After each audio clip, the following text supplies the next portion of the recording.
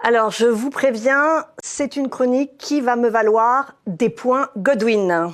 Voilà, mais en même temps, c'est pas moi qui ai commencé, parce que les années 30, Hitler, le nazi, se sont invités sur les réseaux sociaux, on le voit par exemple avec ce tweet, ou sur les plateaux de radio et de télé, par exemple, Bertrand Delanoë sur RTL, qui disait, comme vous pouvez l'écouter, « Dans les années 30 en Allemagne, l'extrême gauche n'a pas voulu choisir entre les sociodémocrates et les nazis. Hitler a été élu par le suffrage universel. » Aïe, aïe, aïe, aïe, aïe. Bon, résultat, je me suis dit que ça valait le coup de s'y attarder un peu. Alors, je désamorce au préalable. Évidemment, les différences entre aujourd'hui et les années 30 sont énormes. Je ne suis pas complètement débile. Marine Le Pen et Hitler, c'est pas la même chose. Le programme du FN, ce n'est pas Mein Kampf. Il n'y a pas au FN de milices à la hauteur des SA du nazisme. Qu'il y ait au sein du Front National des nostalgiques décomplexés du Troisième Reich, des néo-nazis plus que flippants, ne fait pas pour autant du Front National un parti nazi. Je sais aussi tout aussi pertinemment que le contexte est différent. On ne sort pas aujourd'hui de 4 ans d'une guerre atroce, comme c'était le cas dans l'Europe des années 30. On ne sort pas non plus d'un traité qui, écrasant les vaincus, a miné la paix à venir, d'autant que la logique rancunienne a duré assez longtemps. Notre République est beaucoup plus enracinée que ne l'était la jeune République de Weimar, fragile et contestée. Actuellement, 40% de la population n'est pas au chômage. Et le climat de violence politique n'est évidemment sans aucune mesure avec ce qui était le cas dans les années 30. Et puis surtout, on a vécu les années 30. Enfin, en tout cas, on sait qu'elles ont existé. Ça laisse des traces et des leçons. Donc évidemment, il y a d'irréductibles différentes. Mais ça n'empêche pas de réfléchir, à condition de ne pas raconter n'importe quoi. Et donc moi, je voudrais revenir un petit peu sur ce qui s'est passé en Allemagne au début des années 30 pour rétablir l'histoire. Et à nouveau, j'insiste, je ne veux pas faire une leçon d'histoire qui pousse à agir ou à faire quoi que ce soit dans les jours à venir. Je cherche juste à répondre par l'histoire à des instrumentalisations du passé dans la scène médiatique et politique. Et d'ailleurs, j'en profite pour remercier Aurélie Gascon. Elle a fait un très bon tweet sur ces années-là. On a beaucoup échangé sur Twitter. Et en fait, Twitter, c'est un endroit où on discute pas mal d'histoire. Et je vous invite à aller regarder, c'est très intéressant. Alors, 3 choses que je voudrais dire. 1, Hitler n'a pas été élu démocratiquement. 2, la division de la gauche n'est pas la seule ni la principale responsable de son accession au pouvoir. Et donc 3, il va falloir qu'on aille regarder un petit peu ailleurs, et notamment le rôle de la droite, des partis conservateurs et du patronat dans les années 30-33. Alors, première chose, Hitler, c'est sûr, il est arrivé légalement au pouvoir, mais pas démocratiquement. Il n'a pas été élu non plus. Il est arrivé au pouvoir parce que le président de la République, Hindenburg, l'a nommé chancelier le 30 janvier 1933. Ce alors qu'Hitler n'avait pas de majorité au Reichstag. Il était même en recul. Il y avait eu des élections en juillet 32, le NSDAP avait fait 37%. En novembre 32, il fait que 33%. Il perd 2 millions d'électeurs. Lui le vivait comme un échec. Pourtant, alors qu'il n'avait pas de majorité, certes un fort groupe parlementaire, mais pas de majorité, eh bien Hindenburg le nomme chancelier. Bon, ça ne gênait pas Hindenburg, il avait déjà nommé chancelier des gens qui n'avaient pas de majorité. Il appliquait un des articles de la Constitution qui lui permettait de le faire, l'article 48.2. Donc Hitler arrive au pouvoir, il n'a pas de majorité, il est nommé par le président. Et qu'est-ce qu'il fait immédiatement? Il dissout le Parlement. Enfin, il demande à Hindenburg de dissoudre le Parlement, ce que Hindenburg fait. Il aurait pu ne pas le faire, mais il le fait. Les nouvelles élections doivent avoir lieu en mars. Entre les deux, Hitler a toute latitude pour gouverner sans représentation nationale. Il va donc prendre des ordonnances. À nouveau, il a besoin de l'accord d'Hindenburg qui lui donne, supprime par exemple la liberté de la presse et de rassemblement pour le Parti communiste allemand, le KPD, dès février, et fait passer une ordonnance qui interdit de critiquer le gouvernement. Les élections ont lieu en mars, et ces élections n'ont absolument rien de démocratique, vu le climat de violence politique. Et là, on parle d'assassinat politique. D'autant qu'après l'incendie du Reichstag, le 27 février, la chasse aux communistes, rendue responsable, est lancée. Le 5 mars, les élections se tiennent, il y a une énorme participation, 90%. Et sur les 647 sièges du Reichstag, les nazis en obtiennent ou n'en obtiennent que 288. C'est énorme, mais ce n'est pas la majorité absolue. Les sociodémocrates, 120, les communistes qui ont pu quand même se présenter aux élections, 81. En fait, quand on regarde les résultats, on se rend compte que le parti nazi, même avec ses alliés, par exemple les nationalistes du DNVP, ne possède pas les 2/3 de voix qui seuls lui auraient permis de modifier la Constitution et de se donner les pleins pouvoirs. Il ne les a pas. Et en fait, ce qui va se passer, c'est qu'avant que le Parlement ne se réunisse, tous les députés communistes vont être arrêtés. Par voie de conséquence, ça va modifier le quorum au Reichstag et donner, par conséquence mathématique, la majorité au parti nazi, qui va pouvoir donc récupérer tous les pouvoirs. Le lendemain, Dachau est créé et les premiers qui seront envoyés sont les communistes. Donc déjà, faisons un sort. Hitler n'a pas été élu, il n'est pas arrivé démocratiquement au pouvoir. Alors ensuite, cette question de la division de la gauche que l'on rend seul responsable. Et d'ailleurs, dans cette division, c'est le KPD, le Parti communiste, que l'on rend seul responsable. Alors oui, la gauche était divisée entre SPD et KPD, communistes et socialistes, et pas qu'un peu. La division, au demeurant, était européenne. Elle était présente depuis le début de la guerre entre ceux qui avaient voté les crédits militaires et ceux qui étaient restés fidèles au pacifisme. Elle était évidemment une conséquence de la Révolution d'octobre. Tous les partis socialistes européens s'étaient divisés début des années 20 entre une branche socialiste et une branche communiste. La division était d'autant plus forte depuis 1928 que le Comintern avait appelé à ce que l'on appelle la lutte classe contre classe, qui poussait les partis communistes européens à attaquer les partis socialistes en les traitant de sociotraîtres ou sociofascistes. La division était par ailleurs accentuée par l'attitude profondément anticommuniste des partis socialistes. Et alors cette division, elle était encore plus forte en Allemagne, mais il faut comprendre, quand on était communiste en Allemagne, comment pouvait-on oublier qu'en 1919, le SPD avait réprimé dans le sang la révolution spartakiste, avait bombardé Berlin, avait assassiné Rosa Luxembourg et Karl Liebknecht, et c'était pour se faire appuyer sur des corps francs qui par ailleurs, par la suite, ont rejoint les nazis. Donc il y a une division haineuse entre le SPD et le KPD, et l'autre conséquence, c'est que le KPD n'a jamais soutenu la République de Weimar. Un peu comme les socialistes en France n'ont pas soutenu au début la Troisième République à cause de la répression de la Commune.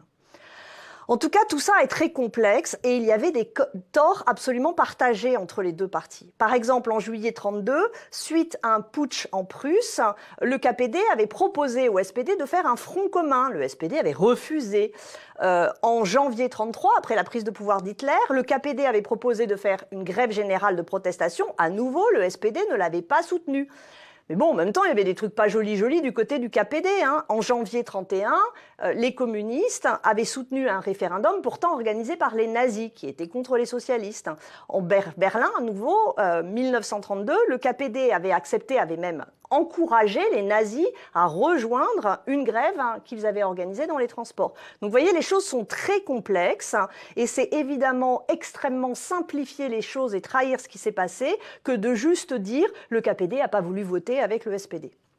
Il y a ça à jouer, mais c'est vraiment, dans l'ensemble, c'est assez minimal.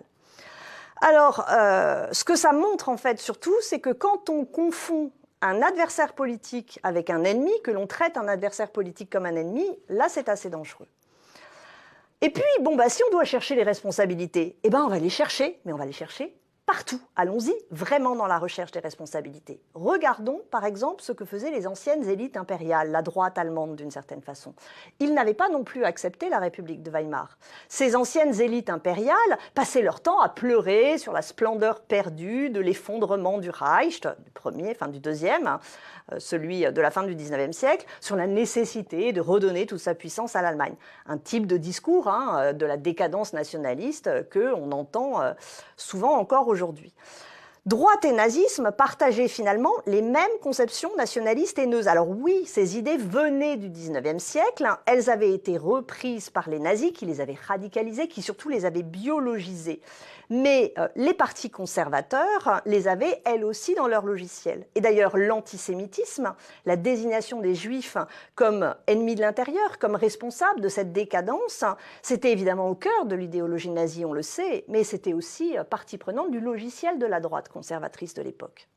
Donc les élites impériales ne sont pas démocratiques. Le problème, c'est qu'elles sont restées au pouvoir. Elles sont restées au pouvoir parce que quand la République de Weimar s'est installée, il n'y avait pas d'élite démocratique en nombre suffisant. L'Allemagne n'avait pas beaucoup connu d'expérience démocratique, quelques mois en 48-49, mais c'est tout. Donc les hauts fonctionnaires de l'Allemagne des années 30 sont très nombreux à être contre la République. Donc vous voyez, la République, elle n'avait pas beaucoup de soutien à sa base. Elle n'en avait pas à droite, elle n'en avait pas à gauche, et les partis, qu'on disait de Weimar, n'étaient pas majoritaires. Les élites impériales, soit dit en passant, elles étaient très corrompues, mais la corruption était présente dans à peu près tous les partis de l'Allemagne, corruption qui fragilisait, là encore, plus le régime.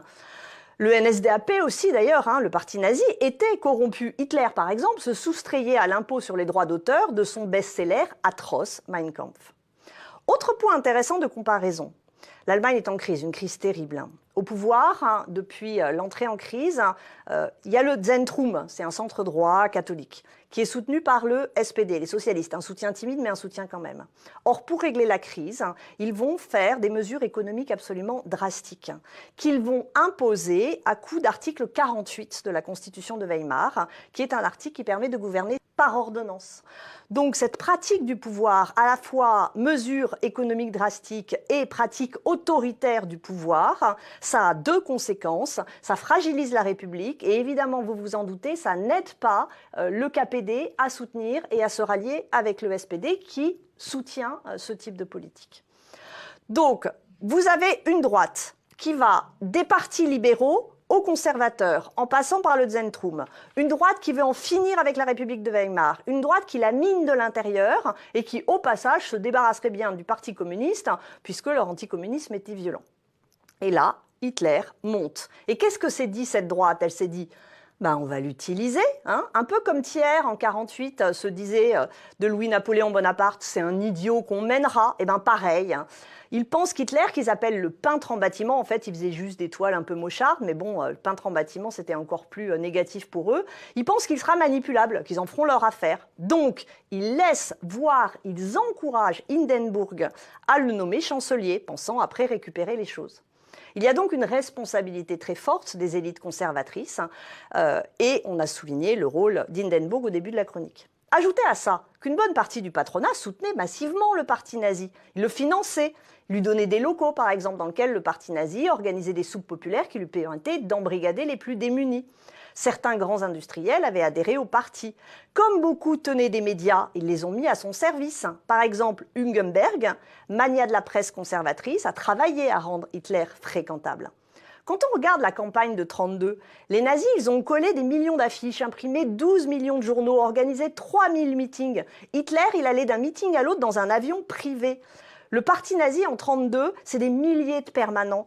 Rien que pour l'entretien des SA, ça coûtait 2 millions de marks par semaine. C'est qui payait ça, à votre avis ? De toute façon, il suffit de voir la composition du Haut Comité économique du gouvernement nazi après. Alors, il y a Krupp dedans, roi de l'industrie de l'armement, Thyssen, baron de l'acier, Siemens, roi de l'électricité, Bosch, la chimie. En fait, le patronat comptait sur Hitler pour appliquer une politique de casse sociale. De toute façon, alors, pour expliquer quand même, ce qu'il faut voir, c'est que de la droite au KPD, finalement, aucun ne percevait vraiment la spécificité du nazisme. Ils ne percevaient pas les dangers comme nous, on peut les voir rétrospectivement. C'est facile, nous on voit, mais eux en avaient pas forcément conscience. Alors oui, pour revenir aux communistes, ils ne voyaient pas le danger nazi et ils faisaient une confusion entre les sociofascistes et les nazis. Et évidemment, on peut accumuler tout un tas de citations qui le montrent, par exemple comme celle de Thälmann, mort peu après d'ailleurs à Dachau, que l'on a retrouvé largement cité. La social-démocratie, disait-il, essaie, en évoquant le spectre du fascisme d'Hitler, de détourner les masses d'une action vigoureuse contre la dictature du capital financier.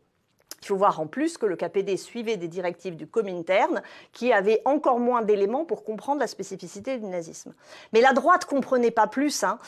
Quand on regarde les résultats, les réactions des journaux, par exemple parisiens, après la prise du pouvoir d'Hitler, ils sont persuadés qu'Hitler est tout à fait démocratique. Ils disent il n'y a pas d'incompatibilité d'humeur entre Hitler et la démocratie, il va faire une politique démocratique.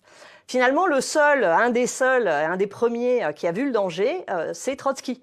Lorsqu'il dit « Identifier la social-démocratie avec le fascisme est tout à fait insensé. Dans la lutte contre le fascisme, nous sommes prêts à passer des accords pratiques avec le diable et avec sa grand-mère. » Enfin, pour expliquer l'arrivée au pouvoir d'Hitler, il y a quand même un truc qu'on oublie toujours et qu'il ne faut pas oublier, c'est l'efficacité des nazis, c'est l'efficacité d'Hitler, c'est à la fois l'efficacité tactique, la propagande, etc. Mais aussi, il faut voir que dans cette Allemagne qui était dans une crise terrible, quand la République était minée de l'intérieur, par la droite notamment, quand on voit que la démocratie était piétinée par ceux qui se disaient démocrates, eh bien, ça fait mal à dire et c'est un peu difficile à comprendre, mais le fait est que le nazisme a pu représenter pour une masse de gens une solution, voire un espoir, et ça explique aussi l'arrivée au pouvoir d'Hitler. Donc au final, les responsabilités, elles sont très nombreuses. Le fait que le KPD n'ait pas voté pour les élus du SPD en 32 ou en 33 n'en est qu'une, mais c'est vraiment pas la principale. La différence, c'est que finalement, les communistes, ils ont réfléchi à ça. Ils ont écrit sur ça. Ils se sont posé des questions et ils ont fait évoluer leur stratégie après ça. Les fronts populaires, français et espagnols, résultent de ça. Alors, si les fronts populaires ont lieu, c'est parce que les socialistes aussi ont fait évoluer leur stratégie. Mais il est où le mea culpa de la droite? Il est où le mea culpa du patronat? Ça, on ne le voit pas. Ce qui fait que, résultat, en plus du fait que c'est très utile à certains de charger l'extrême gauche à coups de points Godwin, les communistes ont laissé tout un tas de citations à facilement réutiliser. Alors que comme les autres se sont tus sur leurs responsabilités, les autres, on n'en parle pas.